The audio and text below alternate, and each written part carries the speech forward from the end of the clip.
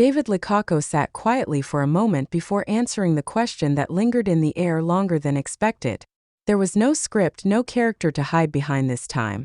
Just him, and the truth he had been holding on to. "There's something about her," he began, his voice softer than usual, the words heavy with meaning. "Barbie.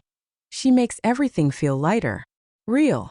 It wasn't the kind of statement that stars usually make, especially not when the cameras are rolling and every glance or word is dissected by the public. But he wasn't trying to impress anyone. He looked down briefly, then back up, and continued as if he had decided he owed it to himself to be honest. "When we're together, time moves differently. I don't know how else to explain it." The room was still. Even the interviewer hesitated, caught off guard by the sincerity. David didn't flinch. He knew exactly what he was saying. It wasn't a publicity stunt or a cryptic tease for the fans. It was real. And it was about Barbie Forteza. Those close to them have always noticed the small details. The way he watches her when she talks, how she laughs a little louder when he's around. It's in the pauses between their words, the comfort in their silences. There's an ease between them that's difficult to fake, even for seasoned actors. Maybe it started on set, maybe it didn't.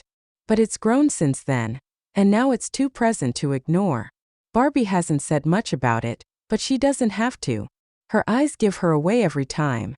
The way she looks at David when he's not looking, the way her tone changes when she talks about him. It's all there, written between the lines. And David? He's not the type to speak unless he means it.